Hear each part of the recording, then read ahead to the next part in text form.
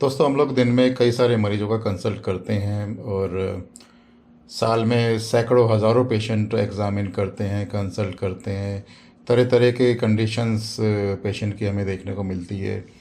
उसमें से maximum patient जो हम देखते हैं वो वाकई बहुत समझदारी से काम लेते हैं, अच्छी समझ रखते हैं। और जब पेशेंट हमें अपना 100% देता है तो हम लोग अपनी तरफ से पूरा 200% उसको देते हैं, उनको देते हैं। तो अपना पूरी कोशिश करते हैं, पूरी जान लगा देते हैं उस मरीज़ को ठीक करने के लिए। और गिने चुने पेशेंट होते हैं जिसमें कुछ समस्या आती है, बट वो भी धीरे धीरे सॉल्व हो जाती हैं। तो यहाँ पे सवाल ये उठता है कि जब मरीज़ समझदार होता है, अपना 100% देता है, तो डॉक्टर को भी अपना उसको 200% देना चाहिए। तो जितने भी पेशेंट हमारे पास आते हैं, अपना डेडिकेशन देते हैं, हम लोग उसका पूरा उनको सपोर्ट करते हैं। और किसी को फाइनेंशियली प्रॉब्लम भी होती है, पैसों की समस्या होती है, कोशिश करते हैं उनको जितना हम मदद कर सकें। एक हद तक तो मदद ज़रूर कर सकते हैं, बट बहुत कम पैसों में इलाज करना, ये हर पेशेंट को देना बड़ा मुश्किल होता है, नहीं हो पाता है। क्योंकि हमें कोई सरकारी मदद नहीं मिल रही है, एक प्राइवेट सेंटर है, पूरा क्लिनिक का खर्चा होता है, सारे स्टाफ को सैलरी देनी होती है, 1 लाखों का खर्चा महीने का होता है। तो हर पेशेंट को अच्छा डिस्काउंट देना बड़ा मुश्किल होता है। बट मैक्सिमम पेशेंट को हम लोग कोशिश करते हैं कि जितना जिसको जो रियायत दे सकें वो उनको दे सकूं मैं। तो फॉर एग्ज़ाम्पल, अगर किसी को 15,000 बोल रहे हैं तो शायद 2-3 हज़ार मैं कम कर दूं, इतना कर सकते हैं। इस लिमिट तक मैं हेल्प कर सकता हूं। बट अगर कोई ऐसा पेशेंट है जिसको अपनी परवाह नहीं है, कंडीशन उसकी बढ़ रही है, एंड वो ऐसा भी नहीं है कि उसकी आर्थिक हालत बहुत ख़राब है या गरीब है, ठीक ठाक घर से है, भगवान ने सब दिया है उसको। अगर वो ट्रीटमेंट में सीरियस नहीं होता है, तो हमें ऐसा दिखाई देता कि मरीज़ अपने इलाज में सीरियस नहीं है, तो हम लोग भी हाथ जोड़ देते हैं, नमस्कार कर देते हैं। तो मैं उन्हीं मरीजों का इलाज करने में इंटरेस्ट रखता हूँ जो अपना 100% देते हैं, जिनमें समझ हो, जो ये चाहते हैं, सर ये डिज़ीज़ है, मुझे इससे छुटकारा चाहिए, पैसों की थोड़ी दिक्कत है, हम लोग हेल्प करते हैं। एक लिमिट तक ज़रूर हेल्प कर सकते हैं। वो 10% हो, 20% हो, 25-30% हो, हेल्प करते हैं, ज़रूर करते हैं। तो यहाँ पर एक मरीज़ की पिक दिखा के हुए आपको मैं बताता हूँ। डिसीजन आप लीजिएगा कि ये मरीज़ अपने इलाज में सीरियस है या नहीं है। फुटेज दिखाने से पहले मैं ये बताना चाहूँगा कि जब भी कोई पेशेंट हमारे पास आता है और हम लोग एग्ज़ामिन करते हैं, तो एग्ज़ामिन सबसे अच्छे तरीके से हम लोग पूरी कोशिश करते हैं कि उनका डिजिटल एग्ज़ामिन करें, उस रिकॉर्ड को हम लोग अपने पास रखें। तो इस तरह से चेकअप दिल्ली में कम से कम बहुत कम डॉक्टर करते हैं या नहीं करते हैं, पता नहीं मुझे। पर जब भी कोई पेशेंट मेरे पास आता है, उसको बेहतरीन तरीके से हम लोग चेकअप करते हैं, ताकि उसकी हर एक फुटेज हम पेशेंट को दिखा सकें, पेशेंट को समझा सकें।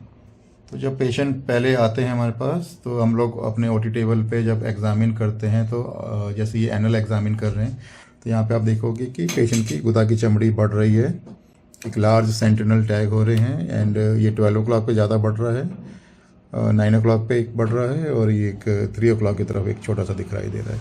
तो इससे ये समझ में आता है कि पेशेंट को 99% चांसेस हैं कि उसको इंटरनल पाइल्स है। तो पेशेंट को पुश करने के लिए बोलते हैं, तो ये वाली स्किन को मैं थोड़ा सा स्ट्रेच करता हूँ, तो हमें फिर ये पेशेंट की कंडीशन दिखाई देती है। यहाँ पे देखेंगे, स्ट्रेच करने पे ये पाइल मास, ये लाल लाल रंग के पाइल मास देख रहे हैं, ये पेशेंट का पुश करने पे बाहर आ रहा है, एंड ये ग्रेड 3 पाइल्स इसको बोलते हैं। तो इसके बाद फिर हम लोग पेशेंट को इंटरनल डिजिटल एग्ज़ामिन करते हैं।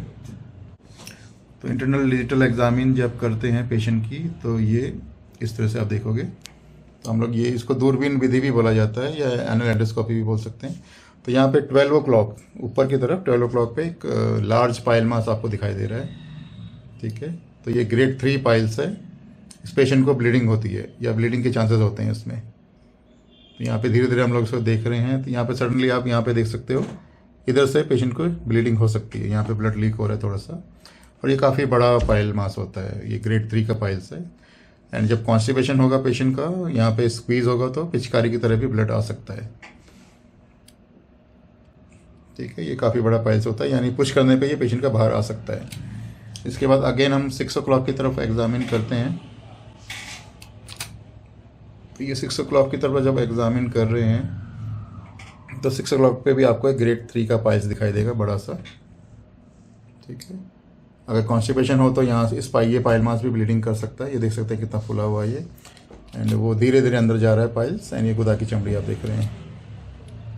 ठीक है। तो इस तरह से हम लोग डिजिटल चेकअप करते हैं। पेशेंट का इंटरनल एक्सटर्नल सारी रिकॉर्ड्स रखी जाती हैं, पेशेंट को दिखाते हैं, पेशेंट को समझाते हैं, और जब मेरे कैबिन से पेशेंट बाहर जाता है तो उसके सारी चीज़ें उसको क्लियर हो जाती हैं कि मुझे क्या डिज़ीज़ है, किस स्टेज पे है, और डॉक्टर ने क्या ट्रीटमेंट की सलाह दी है। अब जितने भी पेशेंट एग्जामिन के लिए आते हैं हमारे पास और कंसल्ट करके चले जाते हैं, रिस्पांस अगर किसी पेशेंट का नहीं मिलता है तो हमारी टीम एक इंक्वायरी के लिए कॉल बैक करती है, जिसमें वो जानना चाहती है कि क्या ट्रीटमेंट कहीं और से आप ले चुके हैं, या ट्रीटमेंट आप नहीं करा रहे हैं तो क्यों नहीं करा रहे हैं। तो ये इंक्वायरी करती है। तो इस पेशेंट को जब हमारी टीम 2 हफ्ते बाद कॉल करती हैं तो ये पेशेंट ये रिप्लाई करता है कि सर मुझे 3-4 हज़ार या 5 हज़ार में इलाज कर दीजिए, मेरे पास इससे ज़्यादा पैसा मैं इलाज में नहीं कर सकता हूँ। तो जहाँ तक मुझे ध्यान है पेशेंट की अच्छी खासी कंडीशन है, आर्थिक हालत अच्छी है, पेशेंट अफोर्ड कर सकता है। तो इससे आप डिसीजन लगा, आप सोचिए कि पेशेंट क्या इलाज में सीरियस है या नहीं है। तो जब इंटरनल पाइल्स होते हैं तो लमसम जो फ़ीस होती है वो 10-15 हज़ार ही होती है फ़ीस, जो कि लगभग सभी पेशेंट अफोर्ड कर लेते हैं। और एक्सटर्नल पाइल मास को हम लोग लेज़र वगैरह करते हैं, या जिसको चारसूत कराना है वो चारसूत भी कर सकते हैं, तो वो भी बहुत महंगा नहीं होता है। ठीक है। तो इस तरह की जो आप पेशेंट की आपने कंडीशन देखी, अंदर उसको पाइल्स फूल रहे हैं, ग्रेड 3 है, बाहर चमड़ियाँ फूल रही हैं, इनको पेशेंट को 3-4,000 या 5,000 में इनको इलाज कराना है। तो इससे मुझे ये समझ में आता है कि पेशेंट सीरियस नहीं है अपने इलाज के लिए। बट मैं ये सलाह दूंगा उनको कि आप किसी गवर्नमेंट हॉस्पिटल में या कहीं किसी और दूसरे बेहतरीन जगह पे जाके अपना सीरियस तरीके से इलाज कराएं।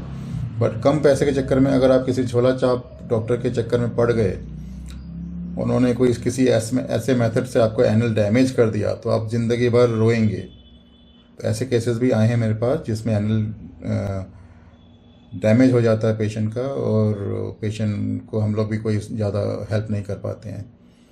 तो मेरी सिर्फ यही सलाह थी कि बुद्धि का इस्तेमाल करें,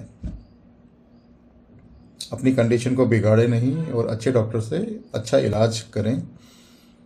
पैसा आज नहीं है कल आ जाएगा, बट शरीर अगर डैमेज होगा तो वो दोबारा नहीं मिलेगा आपको।